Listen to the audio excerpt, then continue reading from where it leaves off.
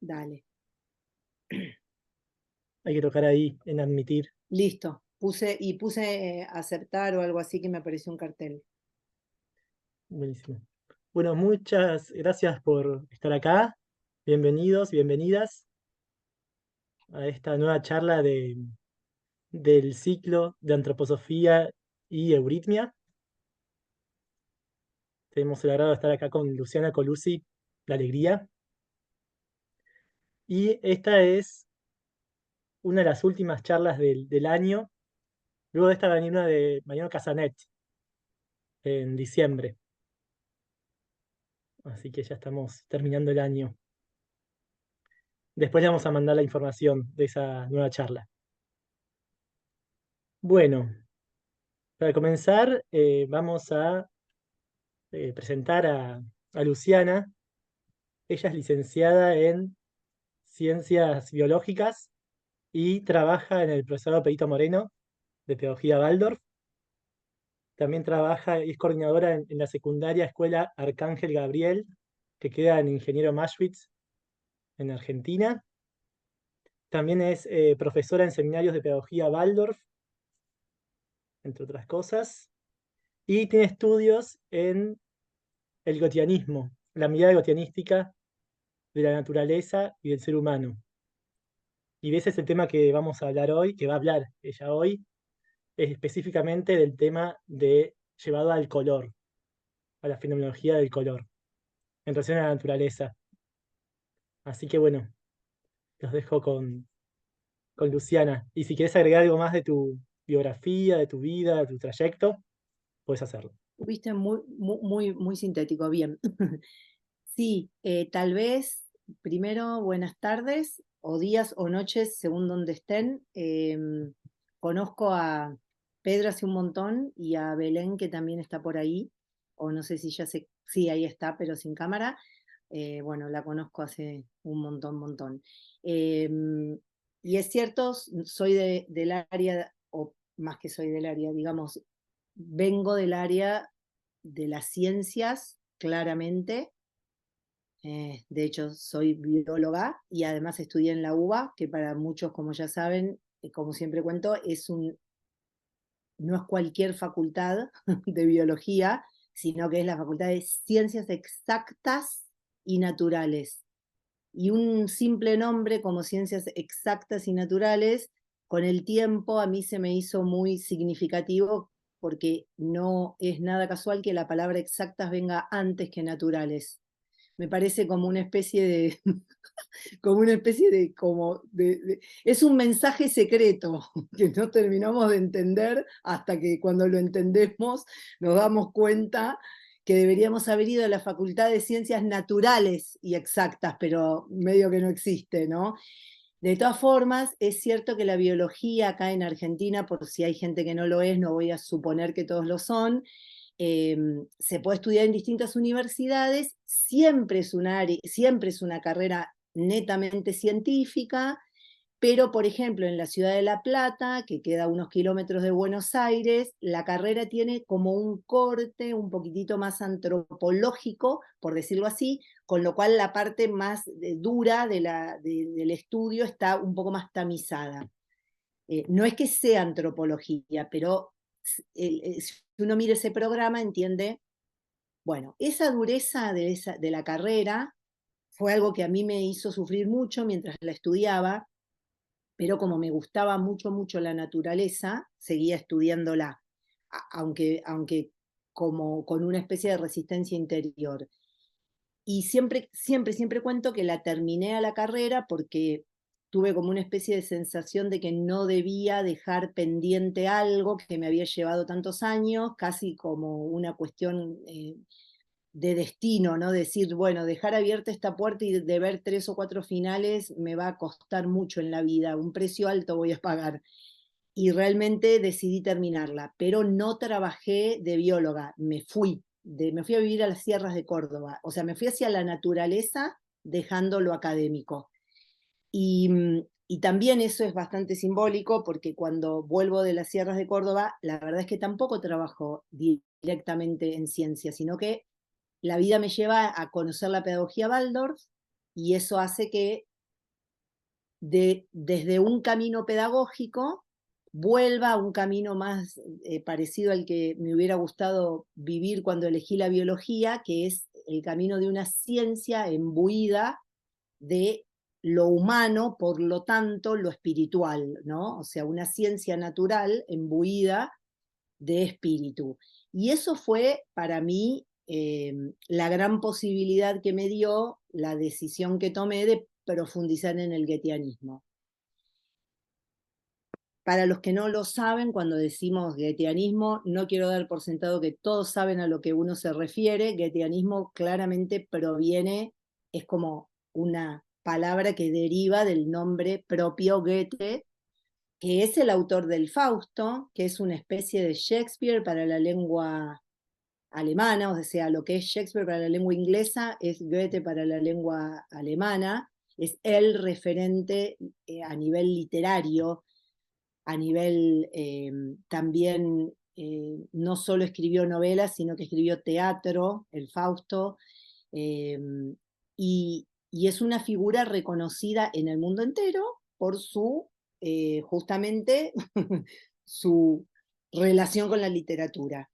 El aspecto que hoy vamos a abordar de Goethe es completamente, no es completamente diferente, porque él es uno solo, pero tiene que ver con lo menos conocido de él, que es su aspecto científico, que es el aspecto que él, de alguna forma, siempre trae en su, o sea, siempre uno puede leer que en los escritos de Goethe que él esboza el oculto, y no tanto porque lo dice, deseo de haber sido reconocido como científico. La carrera científica de Goethe no existe como tal, porque estamos hablando de alguien que vivió en el 1700 y que estudió además abogacía, ¿no? Como por mandato paterno. Era lo que podríamos decir que él se dedicó al estudio de las ciencias naturales casi como lo que hoy entenderíamos es un hobby. Lo que pasa es que el concepto de hobby hoy parece un poco como superficial. Y él lo que tenía era que en cada cosa que se metía a estudiar, profundizaba como lo que nosotros llamaríamos un profesional. Lo voy a poner en términos más exactos. Si él tenía que, se le cruzaba por la cabeza estudiar huesos porque quería estudiar anatomía, estudiaba anatomía con los profesores de la Universidad de Medicina. A eso me refiero con que él tomaba cada una de las cosas que hacía con una profesionalidad que de todas formas hoy sería inimaginable por el ritmo de vida que tenemos, ¿no? Hay que también imaginar como otro tiempo. Entre los aspectos científicos en los que él se destacó, para decirlo así brevemente, uno de los aspectos sabemos que es la botánica, muchos deben haber oído, muchos de ustedes deben haber oído el famoso, el ensayo de Goethe, La metamorfosis de las plantas. Otro, esperen que perdonen, voy a cerrar el WhatsApp porque no sé si ustedes lo escuchan, pero hace ruidito cada vez que me entra. Ahí, a ver si lo puedo cerrar. Ahí lo cerré. El aspecto de o sea, el aspecto del área de la botánica fue un área que él estudió. El área del color, obviamente, luz y color. También estudió morfología, es decir, lo que nosotros hoy conocemos como morfología, que tiene que ver con los estudios que hizo de huesos. Y de alguna forma también estudió un poco lo que hoy podríamos llamar, sería la química, ¿no? La transformación de las sustancias.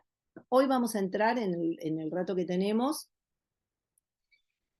en todo lo que tiene que ver con su estudio del color. Y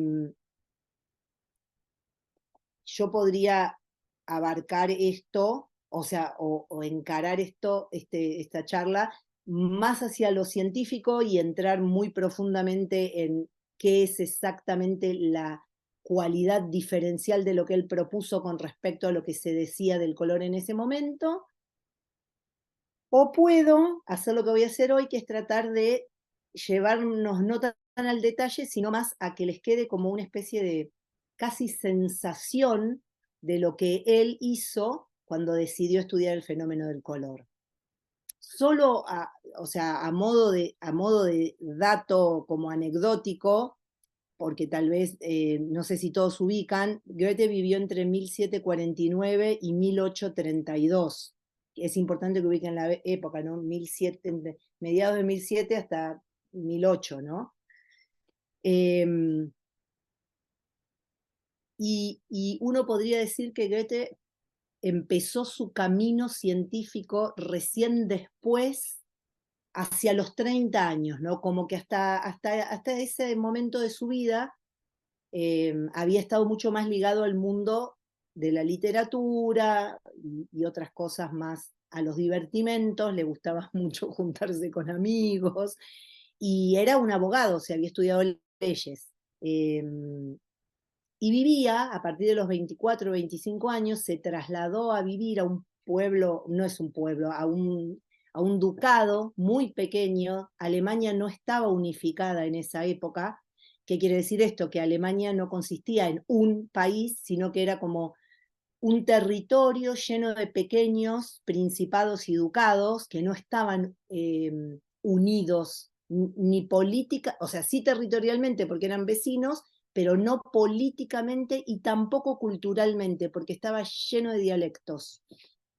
Bueno, él, que vivía en una ciudad, cuando tenía 24 años, es convocado a asistir a un joven príncipe duque, Carlos Augusto, que acababa de heredar el trono de su padre y tenía apenas 13 años, algo así, capaz que hasta menos. Entonces la madre, Ana Amalia, una mujer evidentemente muy inteligente, decide rodear a su hijo de grandes personajes de la cultura.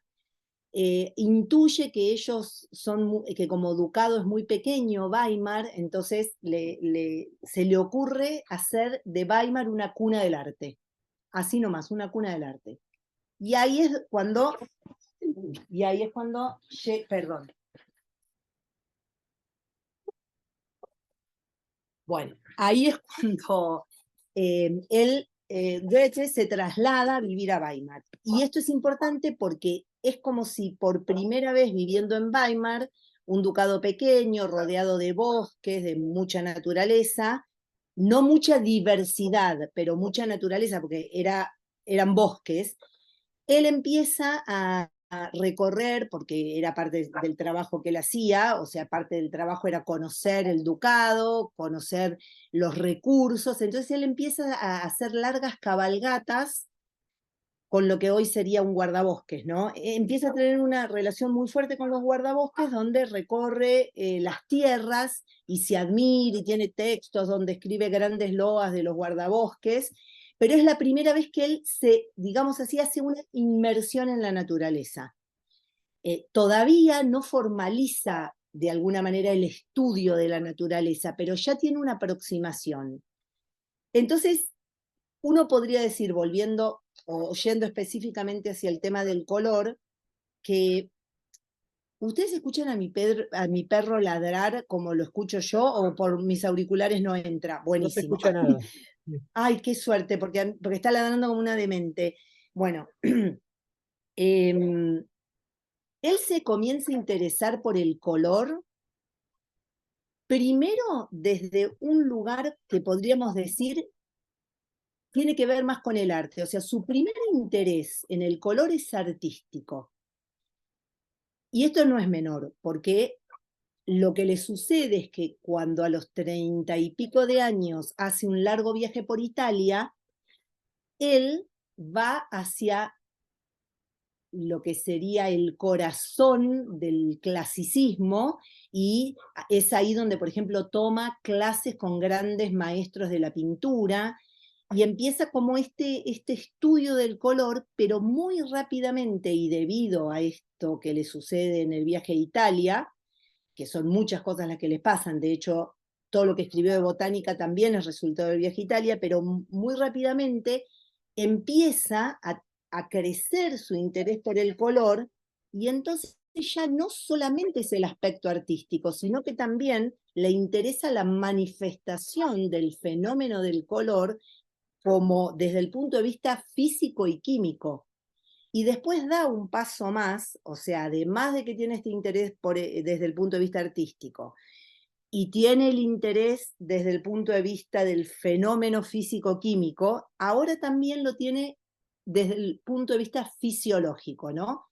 Ustedes entienden que cada campo implica un mundo entero, ¿no? El color, la manifestación físico-química, que sería como más desde una cuestión de la óptica, de la trayectoria de los rayos, si quieren, y desde lo fisiológico, que es desde el ojo. O sea, son muchos aspectos que en él se despiertan y que lo llevan a estudiar durante 20 años el color. O sea, durante 20 años él escribió desde este viaje a Italia, que lo hace entre 1786 y 1788, que ya tenía interés pictórico por el color hasta que publica su famoso libro Teoría del color, que lo hace en 1810, pasan aproximadamente 20 años, como para decir, no fue un impulsivo que tuvo una idea y la escribió, ¿no?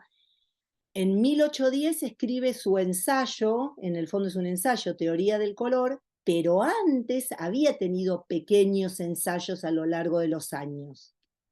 Y aquí les quiero compartir una cuestión que no puedo no entrar en Newton, insisto, para que ustedes entiendan profundamente lo que fue el, el, lo diferente que fue la manera en la que Goethe entendió el color, es contarles la anécdota, si la conocen disculpen, pero es imprescindible contarla.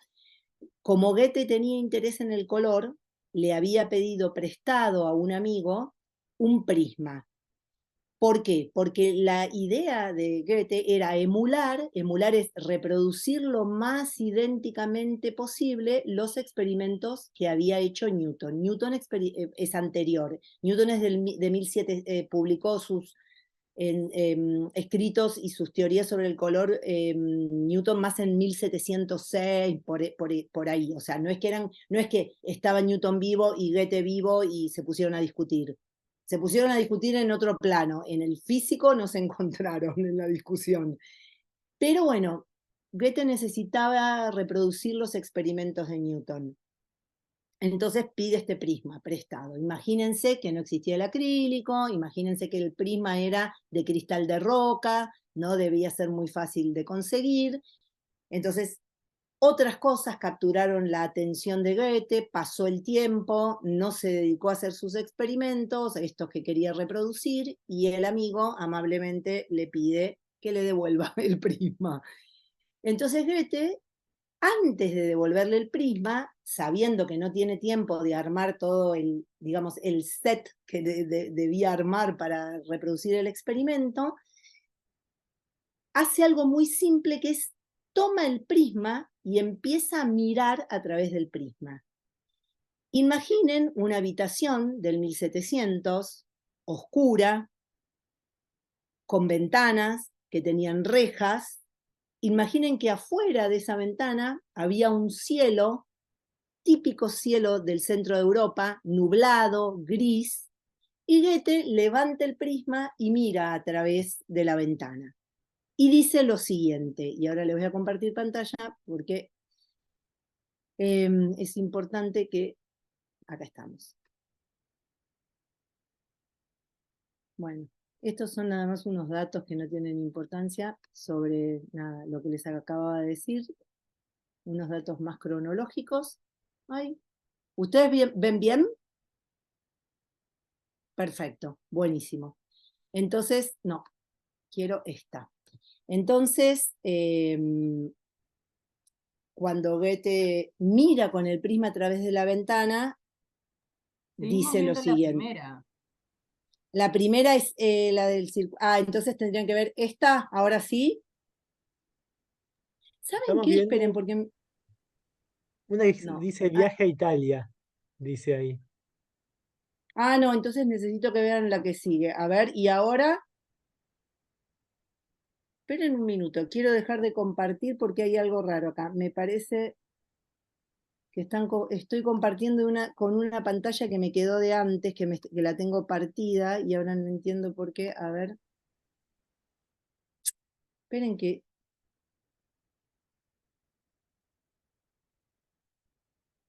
Recién cuando compartí con vos, Pedro, compartí sin ningún problema. Entonces ya sé lo que voy a hacer. Esperen, no, voy a hacerlo... ¿Cómo la ven ahora? Todavía no se ve nada. ¿Ven? No, ¿ni siquiera un texto? Todavía Pero, acá No, no no se ve aparece. nada. Estaba como oscuro. chicos, ¿Querés pasármelo si no a mí y yo lo... pero no puedo creerlo. O sea, compartir pantalla es algo... Díganme que ahora sí lo ven.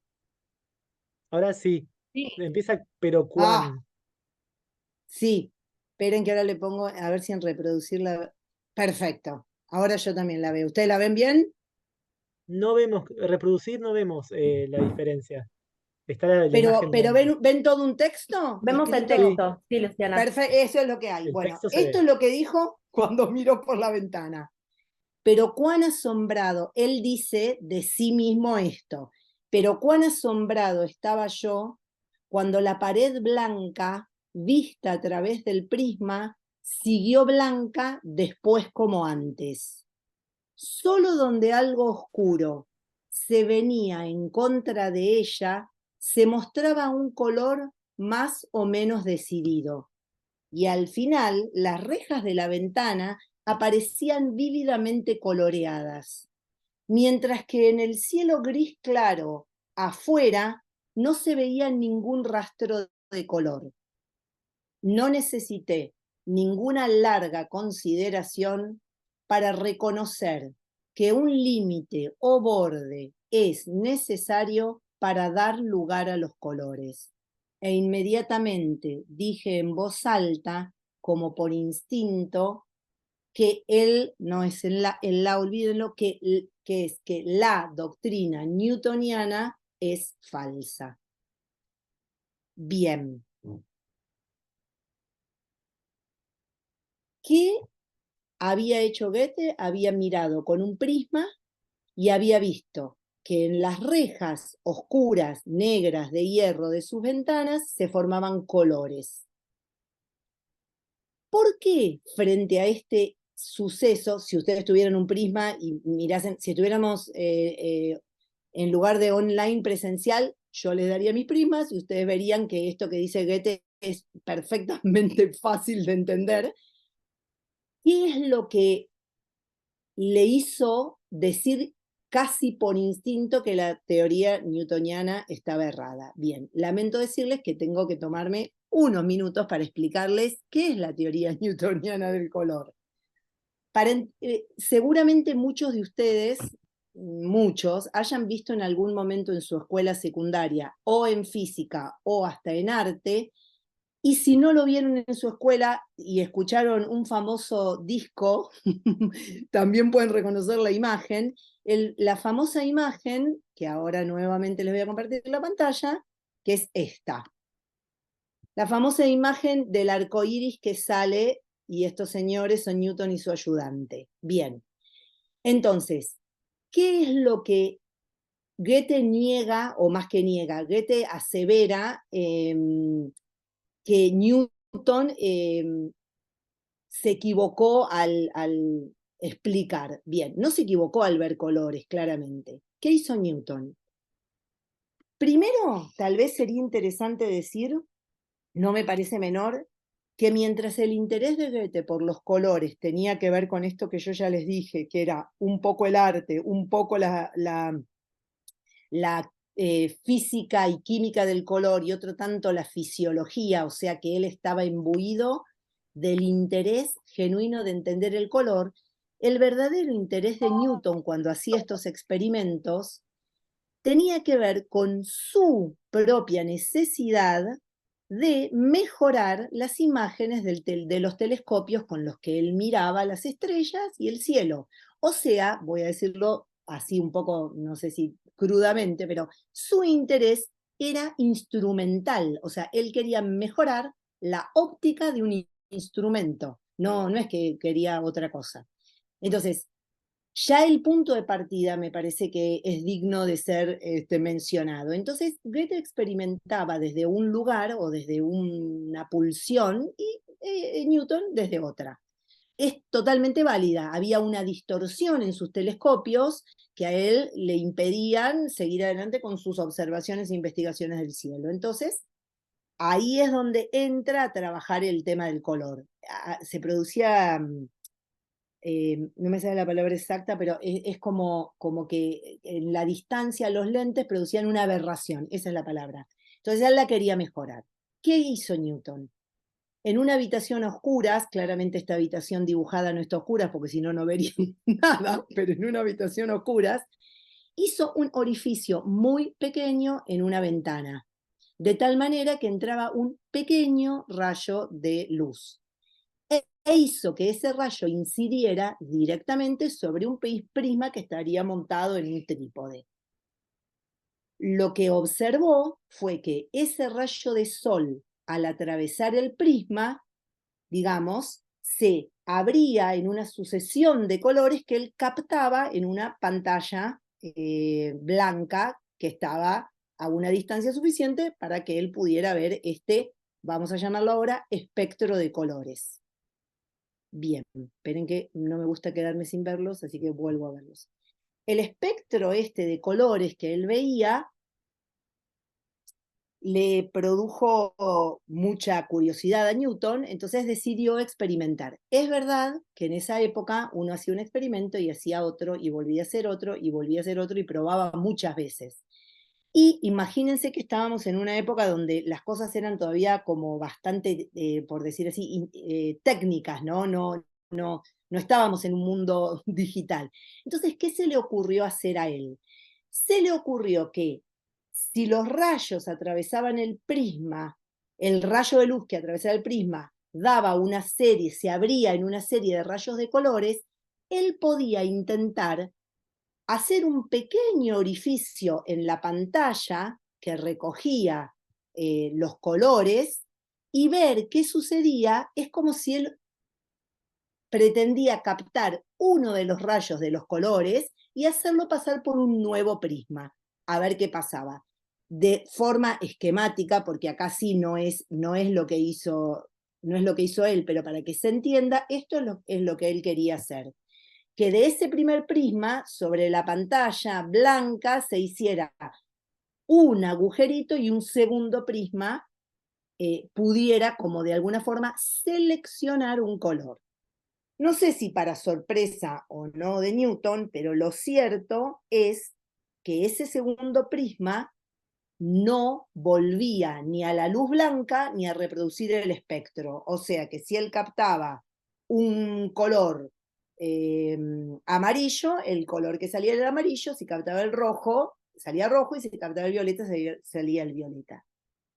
¿Para qué le sirvió este experimento de hacer un segundo agujerito un segundo agujerito y hacer pasar a los colores que seleccionaba por el prisma?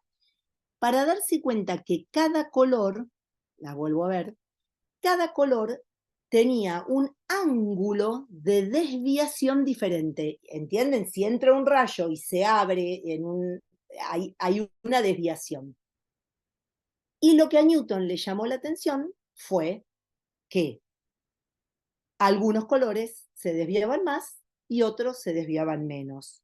El rojo y la gama de rojos, rojo, naranja, amarillo, se desviaban menos, y los violetas, azules, turquesas se desviaban más.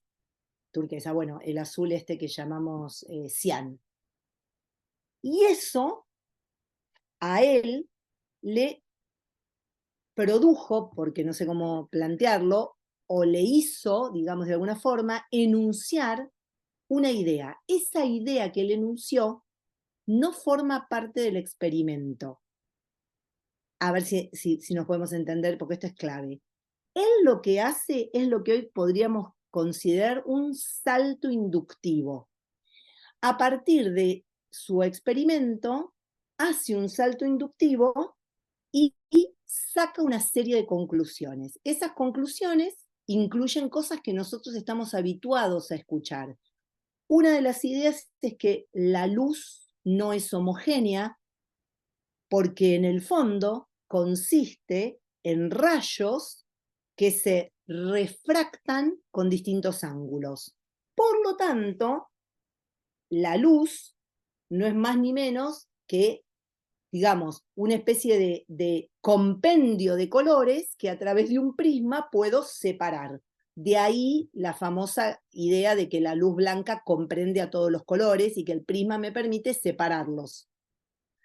No era menor que Newton era súper matemático, entonces inmediatamente él lo que hizo fue asociar esta cuestión fenomenológica de los colores con números. ¿Cuáles fueron los números? Los ángulos de refracción. Cada color correspondía a un ángulo de refracción. De alguna forma, esto instaló una idea que hasta el día de hoy la mayor parte de la gente acepta, que es que Newton demostró experimentalmente que la luz blanca es una mezcla de colores. Y eso es una falacia tremenda. ¿Cuál es la falacia? ¿Que la luz es una mezcla de colores?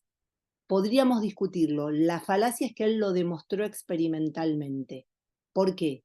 Porque en ninguna instancia de su experimento se puede decir que la luz blanca es una mezcla de colores. Fenomenológicamente hablando, lo único que se puede decir es que cuando la luz blanca atraviesa un prisma, lo que sucede después del prisma es que aparecen los colores.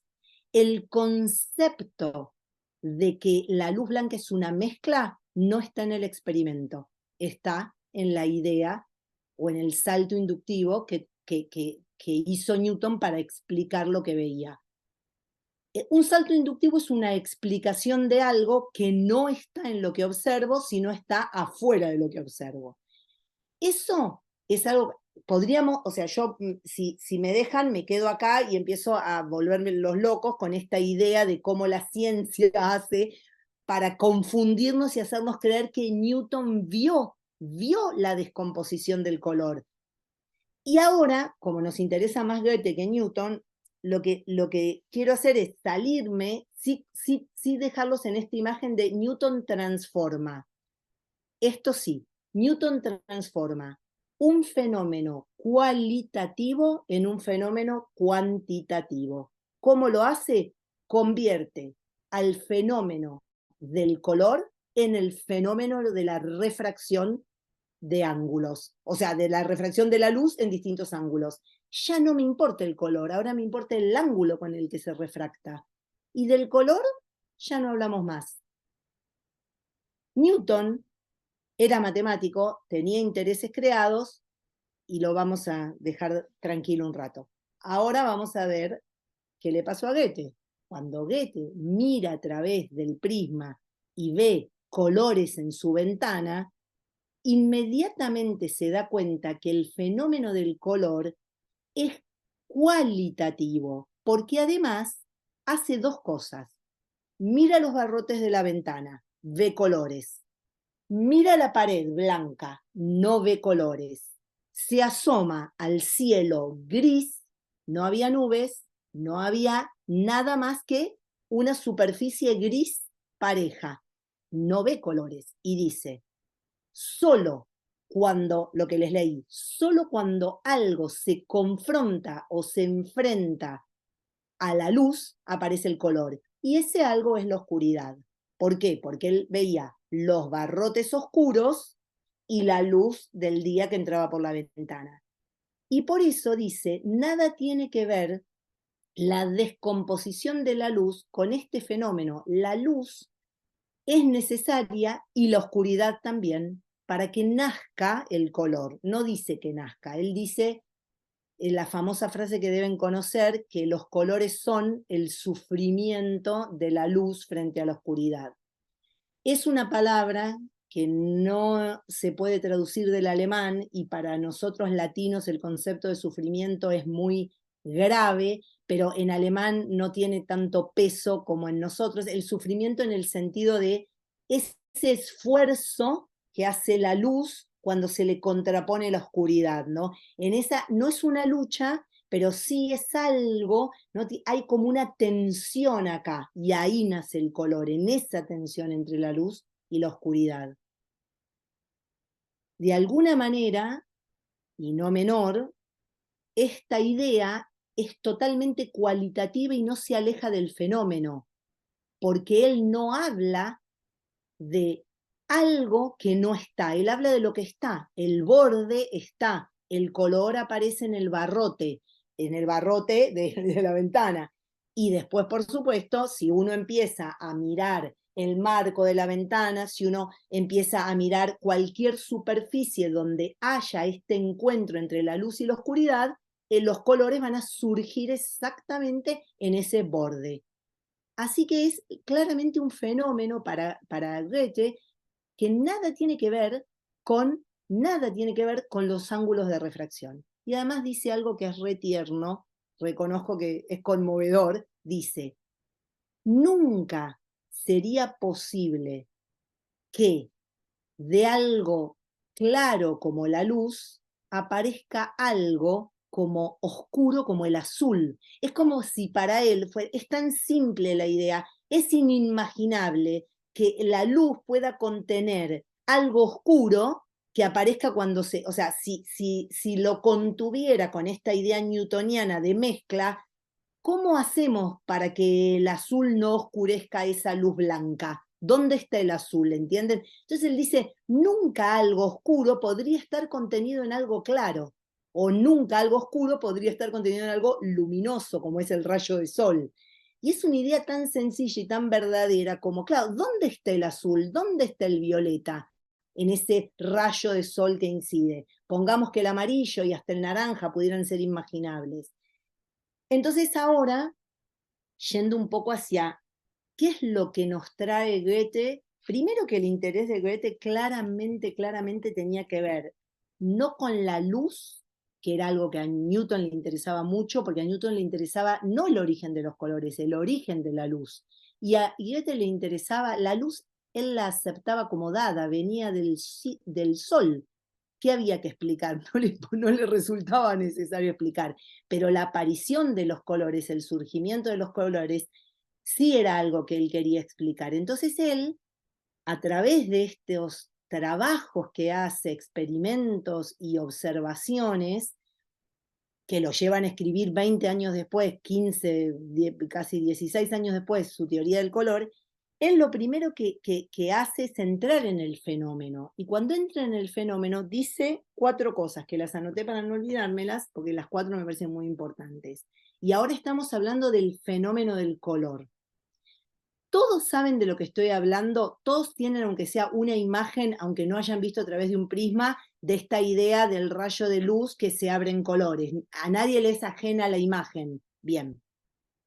Entonces, lo primero que él entiende como parte de esta fenomenología del color es que se necesita luz y oscuridad para que surja el color. O sea que tiene que haber este diálogo entre la luz y la oscuridad. Lo segundo que él entiende es que tiene que haber un borde o un contorno. Claramente este borde o este contorno es el resultado de este encuentro entre la luz y la oscuridad. Ahí es donde se va a producir el fenómeno del color. Y las otras 2 cosas que él observa, y no son menores, es que Newton siempre habló de un espectro del color, que es el que todos conocemos. ¿Cuál es el espectro que conocemos? El del arco iris. Un espectro que contiene al verde, ¿no? El típico arco iris que contiene al verde. Ese espectro no es el único que se forma. Hay otro espectro que se forma, donde el verde no aparece y aparece otro color. ¿Cuál será? ¿Alguien sabe cuál es el otro espectro del color donde no aparece el verde? Si alguien lo sabe, se puede desmutear. El magenta. ¿Cómo descubre los 2 espectros? ¿Cómo se encuentra con estos 2 espectros de colores? Después están los mismos, ¿no? Está el azul, el violeta, el violeta, el azul, el cian, y después verde, ¿no? Y después están siempre el rojo, el amarillo y el naranja. Pero, ¿cómo se encuentra con estos dos espectros? Porque él hace el mismo experimento de Newton, oscuridad y un rayito de luz, pero también tiene otra experiencia. ¿Qué pasa si en la luz yo logro captar la oscuridad? Y cuando, voy a decir así, y cuando sería algo así como, yo puedo hacer la experiencia atrapando la luz entre la oscuridad, ¿no? Tengo oscuridad, luz, oscuridad. Pero yo también puedo crear otra situación, que es luz, oscuridad, luz. Según lo que leí una vez, él está por guardar el prisma en un cajón oscuro, y cuando está por guardar el prisma en un cajón, se da cuenta que la luz que atraviesa el prisma cuando la situación es de luz, oscuridad, luz, o sea, de oscuridad rodeada de luz, es otro espectro, donde ve el magenta. Y él dice, hay dos espectros, el del verde y el del magenta. Y ahí entiende que si hay dos espectros, de alguna forma nosotros podemos entender que la relación de los colores cambia.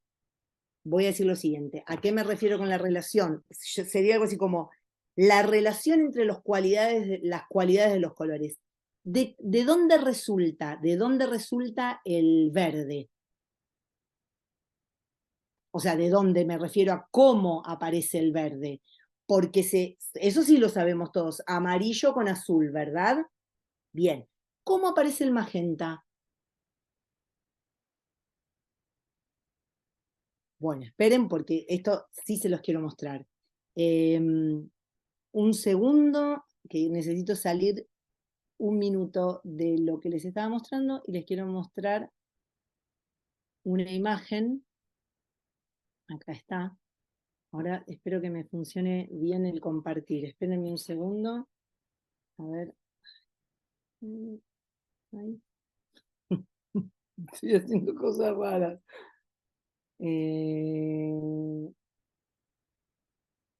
Ya voy, ya lo voy a lograr. Ahí está, lo logré. Esperen, ahora se los tengo que compartir. Primero quería ver que yo lo viera bien y ahora, porque necesito que lo vean porque es mucho. Hay una imagen que cuando se. Acá está, miren. El primer espectro es este, ¿no? Oscuridad, luz, oscuridad. ¿Todos pueden ver las tres tarjetas negras? Bien. El verde es el resultado del encuentro que se produce entre el amarillo y el cian. Este es el espectro que Newton vio. Pero también hay otro espectro posible. Luz, oscuridad, luz. En este caso, el encuentro que se produce ya no es, perdonen que vaya y venga, pero ya no es este, no es entre el amarillo y el cian, sino que es entre ese índigo, ese violeta oscuro o ese azul violáceo y el rojo. Y este es el magenta. Entonces, lo que le resulta de una profundidad que podríamos decir fenomenológicamente hablando, no tiene nada que ver con entender que los colores se deben a la refracción diferencial de los ángulos, es que Newton dice, los colores pueden ser percibidos como en una cierta relación que aunque no está en el fenómeno mismo, me permite, es como si yo pudiera tener una sensación del color que es la siguiente. Hay dos grandes grupos, el de los fríos y el de los calientes, ¿no? Eso también se dice habitualmente, los colores fríos y los colores calientes. Fíjense que cuando yo voy desde afuera, estoy rojo, naranja, amarillo, estoy violeta, azul, cian. Y cuando voy acá, la sucesión de colores no cambia, solo que se invierten, ¿no? Acá voy índigo, azul, cian, y en el otro rojo, naranja, amarillo. Pero hay algo en la unidad de cada uno de estos colores que se mantiene. De alguna forma, para Goethe, esto tiene que ver con que hay una unidad en esta manera de manifestarse de ambos espectros, ¿no? Entonces, hay una unidad en el mundo del color o en la génesis de los colores. Y él estaba contento con sus ideas sobre los colores, pero Goethe era un gran naturalista.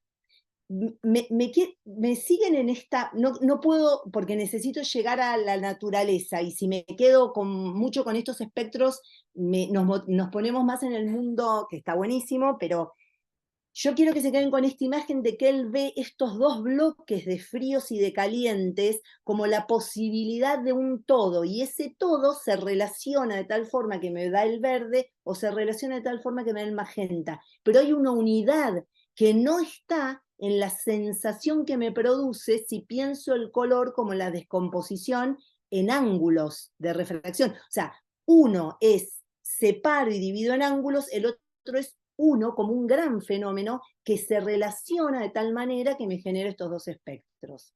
Y ahí Goethe hizo algo que lo hacía siempre, que es decir, todo bien, todo muy lindo. Ahora, necesito ir en búsqueda de lo que él llama el fenómeno originario. O no lo llamemos primordial, porque se puede confundir con la planta primordial. Llamémoslo originario. ¿Cuál era el fenómeno originario del color para Goethe? Aquel que, respondiendo a las mismas leyes que él había descubierto con el prisma y en su estudio, se diera en la naturaleza. Es decir, que para él aquello que él había experimentado en su estudio ahora debía encontrarlo en la naturaleza, sin prisma, sin barrotes, en la naturaleza. Por supuesto que lo encontró, porque si no, esta parte no la habríamos contado. Obviamente que encontró el fenómeno originario en la naturaleza. ¿Y dónde lo encontró? Lo encontró ni más ni menos que en el color vamos a decir así, del sol y del cielo. Ahí es donde encuentra que estos dos espectros existen.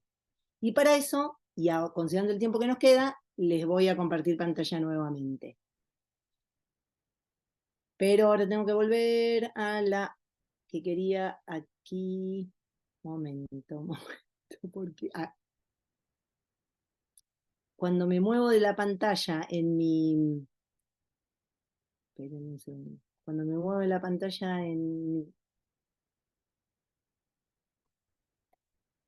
me salí de uno y me fui a otro, entonces ahora no me muestra el anterior, pero ahora lo voy a lograr. Es este, perfecto. Ahí está.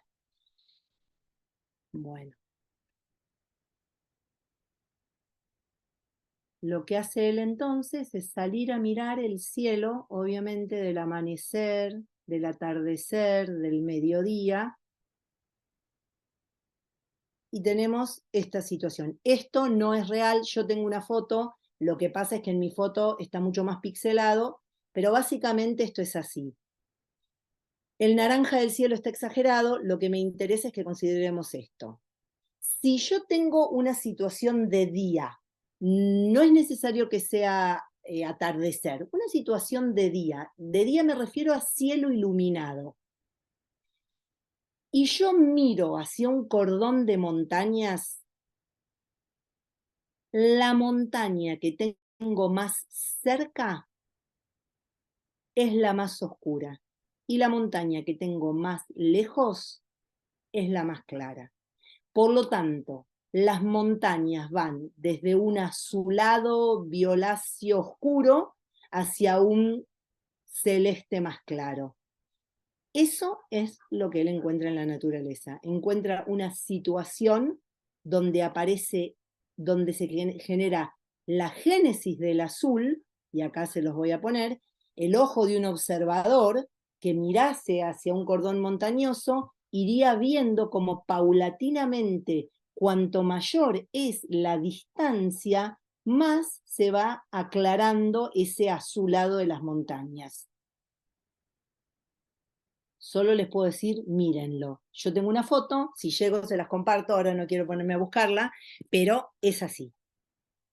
Esta es una de las situaciones que van a servirle a Goethe para entender algo que para él fue fundamental a la hora de decir he encontrado el origen o el fenómeno originario. La segunda observación que hace del cielo es otra totalmente distinta, que es esta. Si yo miro, esto sería la secuencia, ¿no? Si yo miro el sol cenitalmente al mediodía, levanto la vista, encuentro un color totalmente luminoso, blanco, que lo más probable es que me encandile. Digamos, a medida que comienza a avanzar el día y ese sol empieza, sabemos que no es que el sol desciende, pero no importa, pensémoslo geocéntricamente, y el sol va descendiendo sobre el horizonte, empieza a ser un poco más amarillento, hasta que podemos verlo directamente naranja en el horizonte.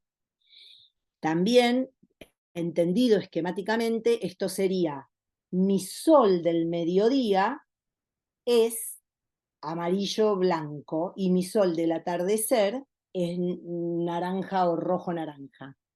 Si yo sé que la superficie de la Tierra es una curvatura y yo pienso en un observador que está parado en el puntito este, lo que tengo, pensándolo desde el espacio, es que mi ojo de observador recorre cada vez una distancia mayor. ¿Estamos de acuerdo? ¿Alguien duda de esto que estoy diciendo? Cuanto más se pone el sol hacia el atardecer y el horizonte, más larga es la distancia que el observador recorre con su vista. Dos situaciones entonces diferentes. Una situación donde yo paso del azul oscuro al azul claro, y una situación en la que paso del amarillo furioso, luminoso, al rojo. ¿Por qué digo que en estos dos eventos de la naturaleza Goethe dice, sí, soy feliz, encontré este fenómeno originario en la naturaleza y entonces mis teorías del color sobre lo que había experimentado con el prisma, más que pueden ser ciertas, son fenómenos naturales? Porque él lo que establece, y esto es muy interesante, sería lo siguiente. ¿Qué analogía tengo yo en...? Bueno, la analogía es que estoy viendo colores, no espectros, ¿no? Estoy viendo el azul en un caso, estoy viendo el naranja y el amarillo en otro caso. En el caso forzado del prisma estoy viendo todo el espectro. La pregunta sería, ¿qué es lo que él entiende que es posible de hacer? O sea, ¿cómo entiende él, más que qué es, cómo es posible que él entienda que es analogable un evento al otro? Yo no tengo un prisma en la naturaleza, ¿o sí? ¿Tengo un prisma? No salió a mirar el sol con un prisma. Entonces, ¿qué es lo que opera como prisma para que su fenómeno originario pueda ser explicado? El ojo. ¿Sería la atmósfera? La atmósfera. La atmósfera. No sé quién lo dijo, la atmósfera, exactamente. La Estrellita atmósfera. para Vicky, Luchi. Vamos, Vicky. La atmósfera, él considera que la cualidad del prisma, él llama al prisma un medio turbio. No se preocupen, porque la turbidez es una cualidad y no la vamos a debatir ahora. No es lo mismo que la densidad. Aceptemos que existe una cualidad de la materia que es la turbidez. Él dice, el prisma es un medio turbio. Tiene razón. La atmósfera es un medio turbio. Tiene razón. Entonces, si yo veo a través de la atmósfera, estoy viendo también a través de un medio turbio. Y entonces elabora dos ideas que son para mí hermosas, que se las voy a compartir porque no son fáciles de entender cuando uno lo escucha por primera vez, que dice lo siguiente. Cuando miramos las montañas, piensen que las montañas son oscuras, son de roca, son de, o sea, de un material, no sé, que podrá ser mismo la tierra es oscura, ¿no? No es algo luminoso. Entonces, cuando miramos las montañas, vemos la oscuridad a través de la atmósfera que está iluminada por el sol. La calidad del azul que vemos depende del grosor de la atmósfera a través de la cual vemos. Cuanto mayor sea el grosor de la atmósfera, más claro será el tono de azul. Así, dice Goethe, el origen del azul es el esclarecimiento en el sentido del aclaramiento de la oscuridad que se produce cuando se ve a la oscuridad, las montañas, a través de la luz. Esto se los paso, no desesperen, porque la primera vez que uno lo lee parece un juego de palabras. El origen del rojo y del amarillo puede descubrirse en el color cambiante del sol.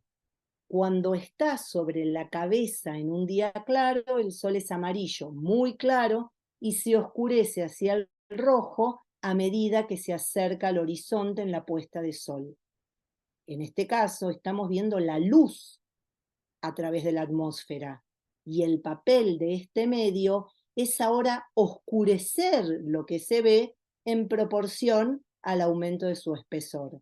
Así, el origen del amarillo, el naranja y el rojo es el oscurecimiento de la luz que se produce cuando la luz se ve a través de la oscuridad. Y todos los que han viajado en auto alguna vez y han cruzado las altas cumbres, y todos los que han visto montañas y cielos, más allá de que esto prometo pasarlo ya mismo si es necesario, pero esto es algo que todos hemos visto, los colores a través de la atmósfera. Lo interesante es lo que nos sucede a nosotros, y ahora hablo casi, por eso no se nota, pero me estoy poniendo como la mano en el pecho, porque es, ¿qué nos sucede a nosotros anímicamente cuando nos comprometemos con el fenómeno del color desde el lugar que nos propone Goethe, a cuando nos comprometemos con el fenómeno del color desde el lugar en que nos propone Newton? Más allá de que uno nos genera una furiosa antipatía y el otro una gran simpatía, es que nosotros, en un caso, no salimos del fenómeno. Estamos viendo la luz a través de la atmósfera, estamos viendo la oscuridad a través de la atmósfera. ¿Por qué las montañas las tenemos que ver de día? ¿Por qué tenemos que ver la oscuridad de las montañas de día? Porque si fuera todo oscuro, no veríamos nada. Entonces es lógico que tenga que ser en ambas situaciones que la luz esté presente. Solo que en un caso la luz está iluminando lo oscuro a través de la atmósfera, y en otro caso yo estoy viendo directamente la luz a través de la atmósfera.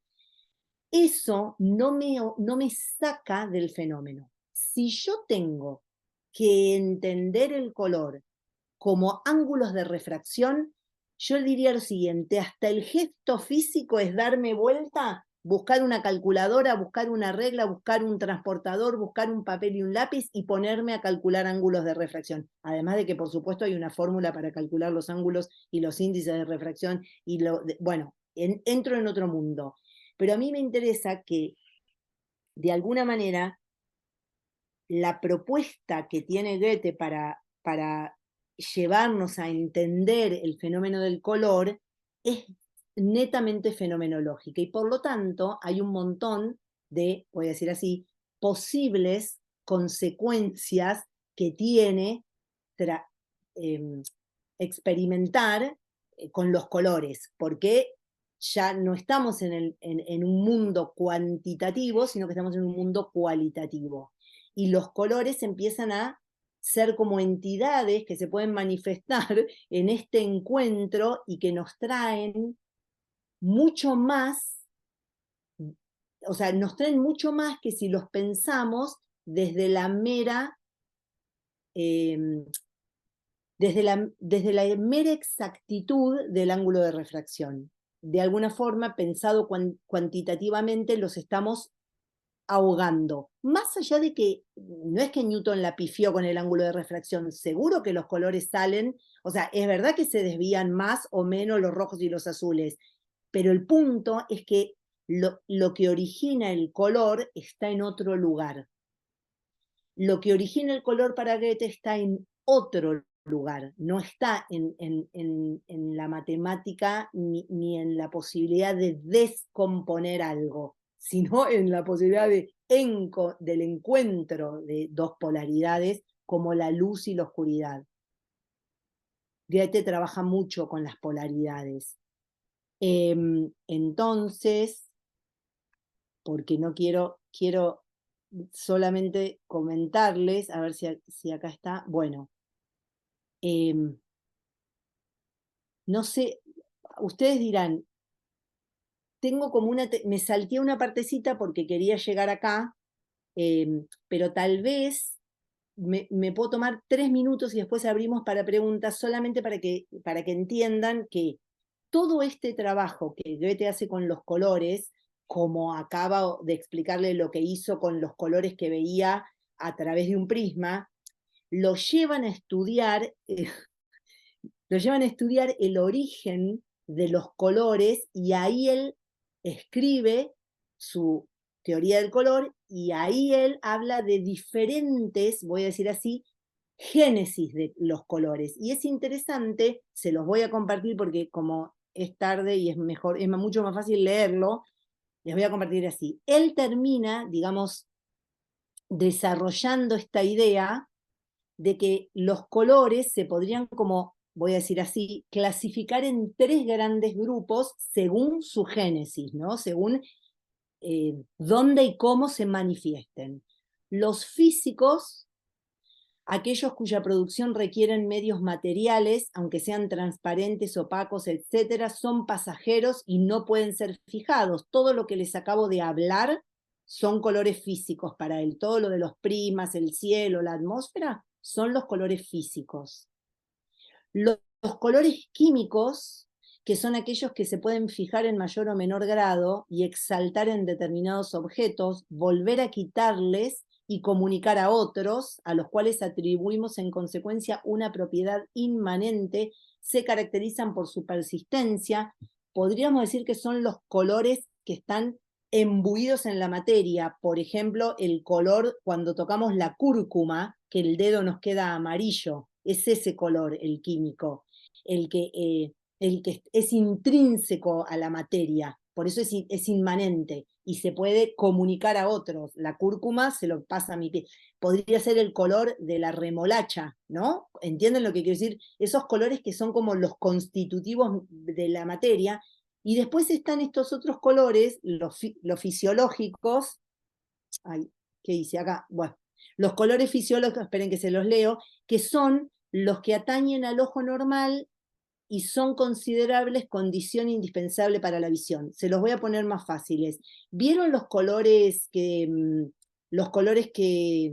uno ve con todos estos efectos, ¿cómo se llaman? Ilusiones ópticas que están medio de moda. Por ejemplo, el típico, el color post-imagen. Veo rojo, rojo, rojo, rojo, rojo un largo rato, veo sobre una superficie blanca, se me forma el verde. Bueno, a eso él lo llamó colores fisiológicos. Entonces él, ¿no? O sea, digo porque lo del prisma es muy lindo, pero él hizo mucho más que esto de salir a la naturaleza y encontrarse con la génesis del azul y del rojo. También entró en el mundo profundo de los colores y encuentra que el ojo en sí mismo también es un generador de colores, con esto del post-imagen. Y bueno, el ojo sano, porque claramente un ojo que tenga algún problema, por ejemplo, en el nervio óptico o en la retina, no podría haber este efecto post-imagen.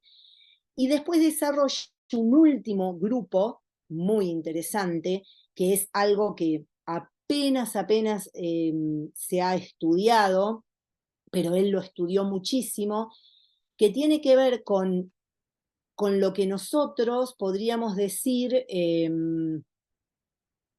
vieron que se habla de no sé si han escuchado hablar como de la psicología del color, ¿no? Como que hay una cosa, como esto de los colores, bueno, tal vez se los comparto que es más fácil y o se los digo directamente. Él habla de estos 3 tipos de colores, de los fisiológicos, los físicos y los químicos, y después también habla de un aspecto sensible moral del color, sensible-moral del color.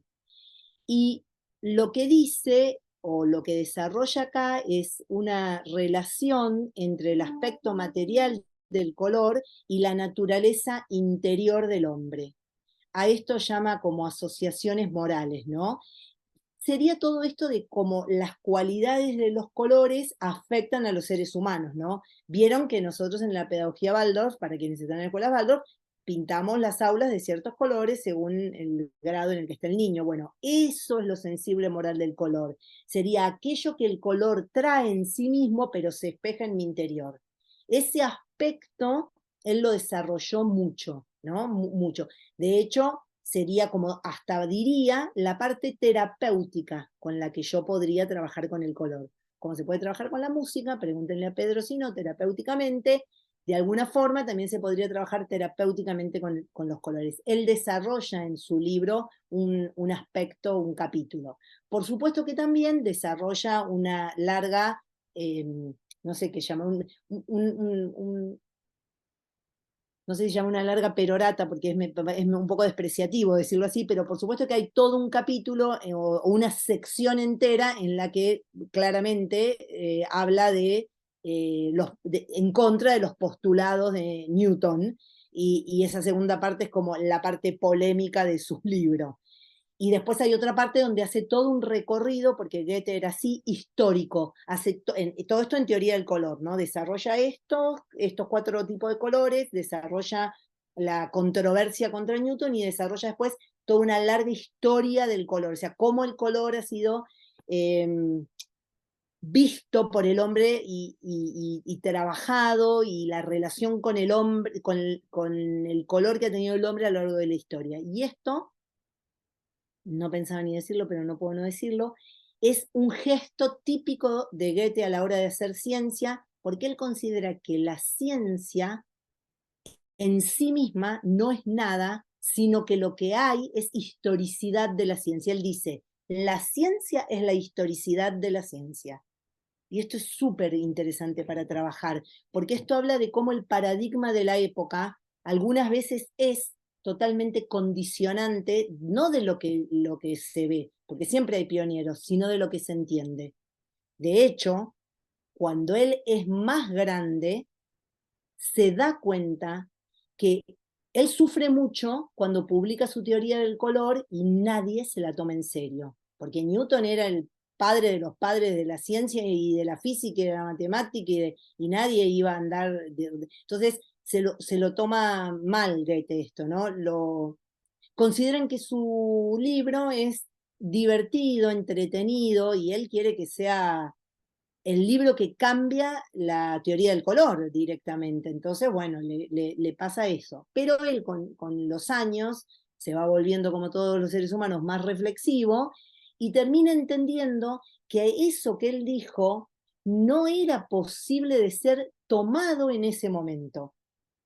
No era posible de ser tomado en ese momento, porque él descubre a una edad, no tarde, pero a una edad mayor de él, esto que les acabo de decir. La ciencia es la historicidad de la ciencia. Entonces no se trata tanto de lo que el hombre puede descubrir, sino de aquello que el hombre puede entender que ha sido descubierto y aceptar, ¿no? Porque si no estaríamos rigidizados en un lugar, siempre va a haber alguien que traiga el futuro hacia el presente. Pero el tema es que los demás seres humanos están en el presente y no lo pueden entender. Es como, voy a decir una cosa totalmente absurda, pero ¿vieron esa teoría de que cuando los españoles llegaron a América, quienes vivían en América no vieron directamente a las carabelas porque no las conocían? Esta idea de que no las vieron, no porque no estuvieran físicamente, sino porque no tenían la posibilidad de codificar en su entendimiento y en su conciencia qué era eso que flotaba y se acercaba por el mar. Bueno, de alguna forma eso sería historicidad de la ciencia, ¿no? Es aquello que yo veo también es aquello para lo cual mi tiempo me dispone a estar preparada, ¿no? Es como más todavía que el paradigma de la época, es un marco enorme. Dejo de hablar, así damos 15 minutos para comentarios y o preguntas. Las que necesiten tratando de mantenernos dentro del tema. Porque Goethe da para muchísimo. Pedro, ¿vos chequeaste si en el chat hay algún tipo de pregunta que haya quedado o no? Sí, me fijé y No, por ahora no hay preguntas. preguntas no Pero hay. contarles Bueno, que si quieren pueden dejar por ahí la pregunta o directamente eh, encender el micrófono y hablar sí, y sí, preguntar. sí, sí, totalmente. Mm. Yo tengo una pregunta. ¿Se me escucha bien? Sí, Sí. ¿Qué sí. tal, Luciana? Hola, Eh, Carolina. quería saber si tenés algún material para sugerirme, porque yo estoy para mi trabajo final de seminario estudiando el color en relación con los cuatro reinos. No sé, quizás algún material iluminador que, que me sirva, que me aporte. Hace muy poquitos días Em, recibí uno que tiene que ver, es lo arcilloso, lo lo silicio calcario, y lo calcáreo sí, de, no sé si es Venice o sí, Strauss, pero bueno. Eso, si sí. tenés alguna lectura, algo que me digas, mira, esto te puede servir, bienvenido sea. Específicamente lo que yo tengo de los colores y Goethe, bueno, primero tengo un libro, pero que ese libro no lo tengo en PDF y que es muy largo, pero tiene 2 capítulos donde el autor, que no es Goethe, desarrolla justamente todo esto, o sea, casi todo lo que dije hoy está como sacado de esos capítulos, para decirlo así, que se llama La naturaleza como totalidad. Varias personas, yo ya se los recomendé y lo han estado comprando. La naturaleza como totalidad. Se tiene que pedir afuera, todavía no se editó en Argentina, sí en España. Ahí hay 2 capítulos brillantes. En inglés se llama The Wholeness of Nature. Y si vos lees inglés, tal vez en inglés ya esté el PDF. Tal vez. Después te puedo mandar, ahora no me los acuerdo cuáles son los capítulos. Lo que sí tengo yo es que he recolectado a lo largo de los años artículos de distintos niveles, desde divulgación hasta un poco más profundos, sobre el color y Goethe. O sea, tengo como varios artículos, que eso sí, a través de Pedro te los puedo hacer llegar, o como fuera. No sé si son muy profundos, pero como hay tan pocos, sirven como guía. Son artículos que hacen síntesis de, por ejemplo, el libro este de Goethe, pero de todos hay como alguna cosita interesante para sacar, sí. Y después, teoría del color de Gracias. Goethe, pero hay que leerlo, Sí, ¿no? De sí, sí, sí, acá, sí. no Por es que ahí tan arranqué. fácil. El Gracias. autor del libro que mencioné se llama Bortoft, y ahora lo escribo para que no se, les escribo el apellido, perdón, en el chat les pongo, se llama así. Henry con I, es inglés, Bortoft. Yo lo voy a decir voy a decir algo que siempre hago el mismo chiste. Es la Biblia del goetheanismo, ese libro. Es como una Biblia, porque tiene un estudio sobre, es realmente de un nivel de amplitud y profundidad que no hay muchos libros sobre, más allá de que después uno puede leer sobre todo lo que Steiner toma de Goethe, pero yo hablo de si uno quiere ir al goetheanismo, no necesariamente desde la antroposofía, sino desde el goetheanismo mismo, ¿no? Ahí ese libro es excelente. ¿Quién quiere? Ay, no, esperen. ¿Alguien más tenía una pregunta? Porque yo me perdí. Ah, no, acá. Ah, la pregunta era quién era el autor. Perfecto.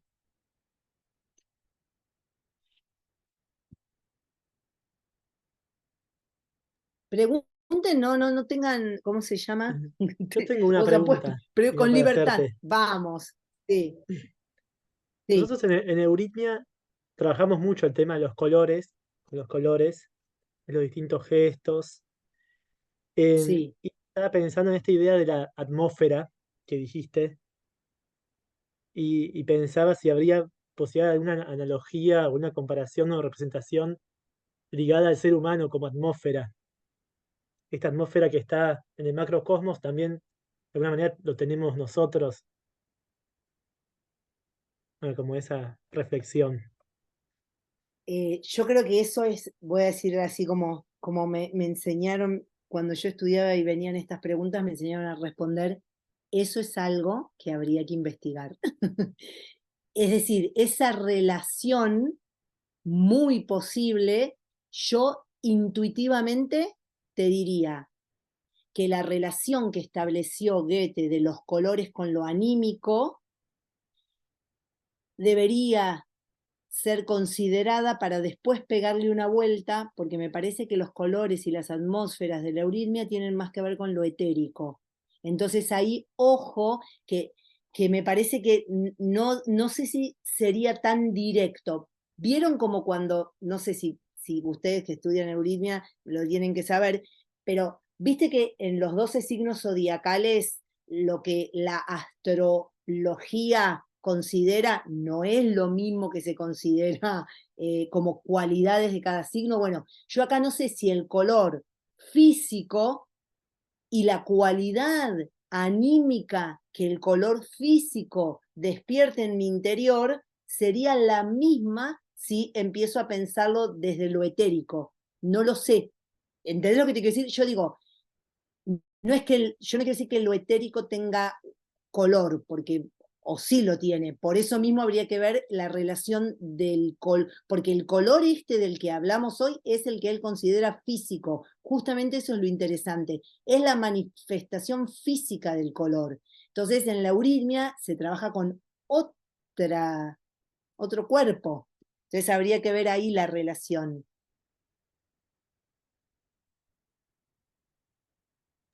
Bien, lo cual no es una Gracias. respuesta, es una invitación, una Sí, sí, sí. invitación a que profundices. Bueno, Y después si puedes yo, profundizar, si no hay otra sí, pregunta, si puedes profundizar el aspecto este sensible moral del color mm, del que hablaste, me interesó mucho esa parte, ese es que aspecto. sí, eso, espera, eso es lo que está como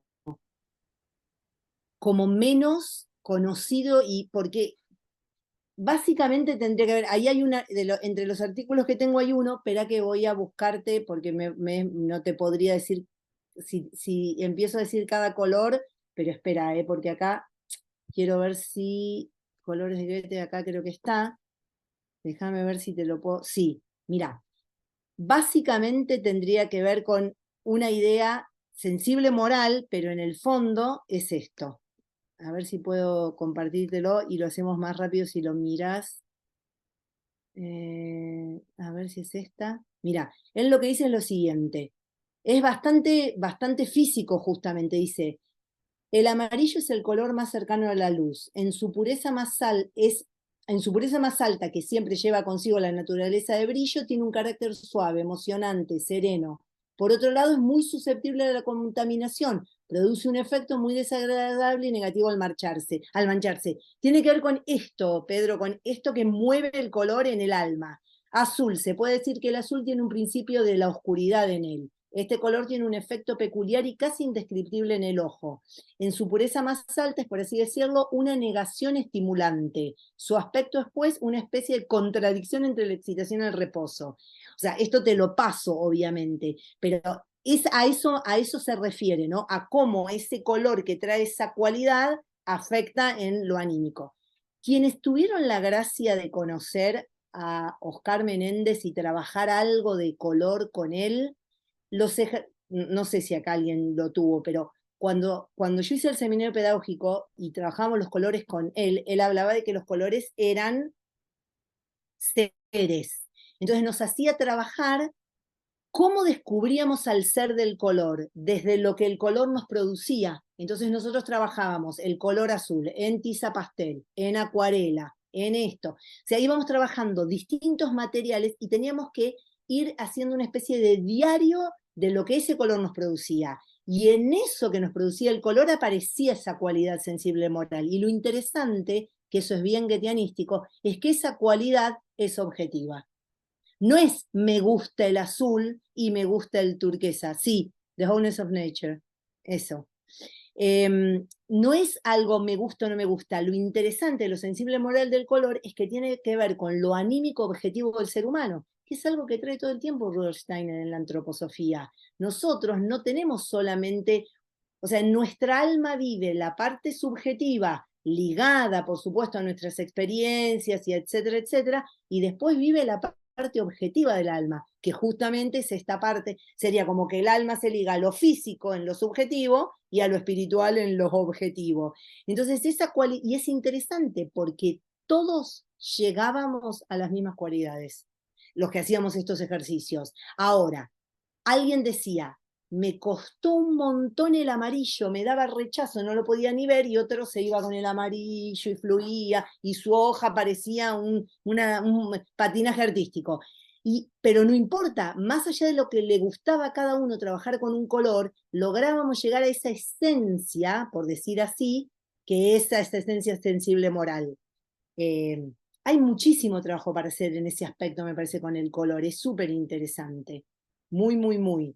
Así que bueno, yo les paso los artículos. Pedro, vos tenés los mails me imagino, el contacto de todos, Sí, yo porque tengo yo te los paso mails. la bibliografía, bueno, te paso la bibliografía, Dale. les paso todo, no voy a hacer filtro, quiero decir que habrá artículos re superficiales y ustedes elegirán cuál, pero bueno, y después, si consiguen teoría, si consiguen teoría de la naturaleza, no, ese es la naturaleza como totalidad, es muy interesante los capítulos del color, muy, muy, muy.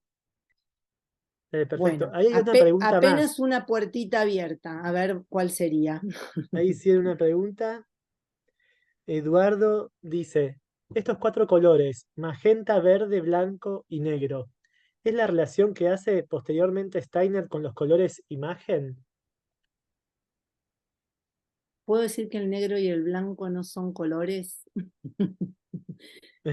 O sea, en algún o sea, no son, o sea, no son colores, o por lo menos no los presenta como colores. Sería la oscuridad total es el negro, la luminosidad total es el blanco. El color aparece en el encuentro entre ambos. El magenta es simplemente el resultado de la oscuridad, voy a decir así, cuando la oscuridad, de hecho, ¿vieron esas tarjetas que les mostré? Si yo achico, yo tengo oscuridad atrapada entre la luz. Si yo achico y achico el espacio luminoso, me queda un solo color, que es el magenta. Y si yo tengo oscuridad y luz, y achico, oscuridad y luz, que es donde aparece el verde, en un momento me puede llegar a quedar solo el verde. Entonces, ¿por qué? Porque es como si los otros colores, el espectro del frío y del caliente, ya, o sea, es tan poco el espacio de luz que me quedó entre la oscuridad que solo se está manifestando ese verde. ¿Qué es el verde? Es el encuentro de estos dos espectros. Lo mismo el magenta, solo que según cómo se encuentren, ¿no? Si se encuentran del oscuro al oscuro, o si se encuentran, del oscuro sería del rojo y el azul oscuro violeta, a que si se encuentran del amarillo y el cian. Yo porque lo vi 1000 veces, lo tengo en la cabeza presente, pero bueno, hay que pensar en esto. Pero yo ahí no me atrevo a entrar como a la idea del negro como color y del blanco como color. Lo veo más como luz y oscuridad, que son polaridades también, ¿no? De lo mismo, porque sin la una no está, sin una no está otra. ¿Qué me pedís que comparta, Maite? ¿Las imágenes de las tarjetas que les mostré? ¿Eso? Porque me perdí en...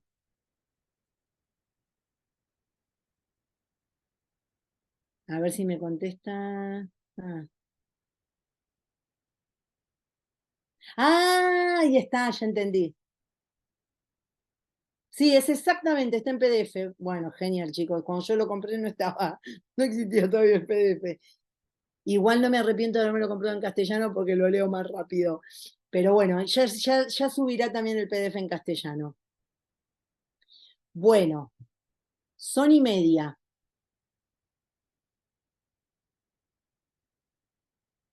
Bueno, gracias.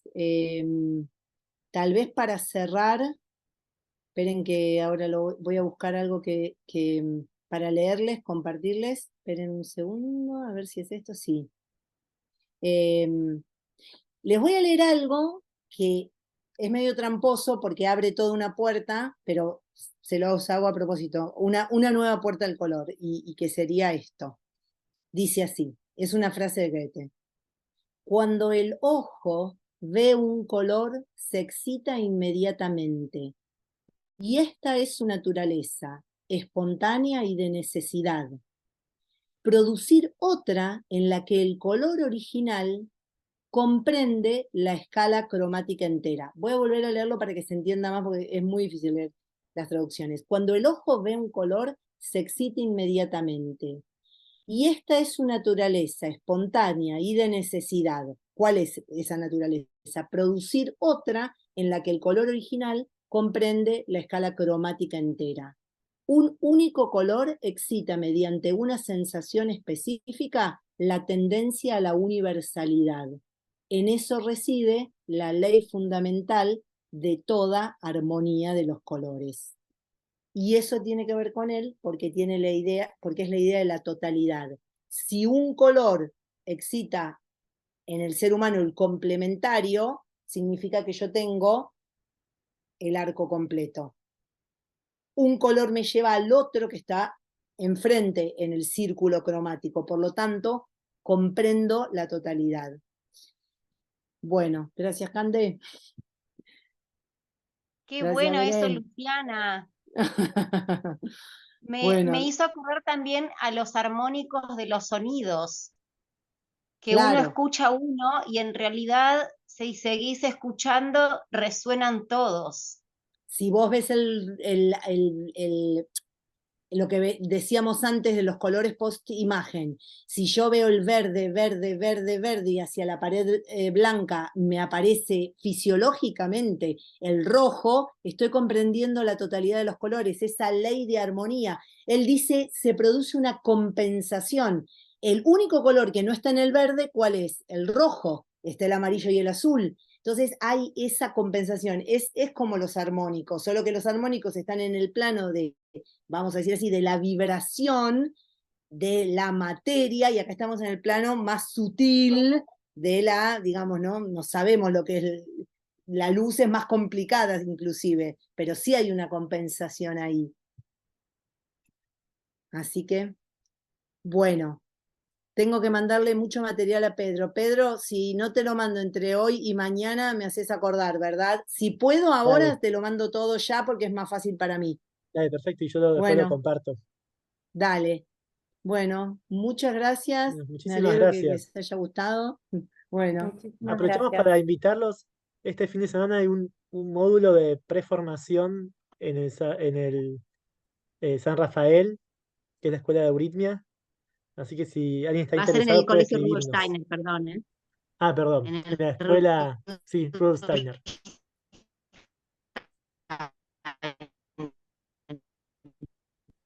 Si hay gente interesada, nos puede escribir al mail por el que se enteraron de estas charlas y por el que nos pusimos en contacto. Bueno, ahí Luciana, están pasando el enlace para el libro. sí, Bueno, lo voy a buenísimo, copiar no, así no lo dejen después de también lo copiar. puedo pasar Claro, Sí, a sí, ese sí. link. bueno, Perfecto. Gracias, Luciana. Gracias, Pedro. Gracias a todos. adiós. Sí, Muchas muchísimas gracias. gracias, buenas Chao, chao. noches. Adiós. Gracias. Ujú. Muchas gracias, mil bendiciones.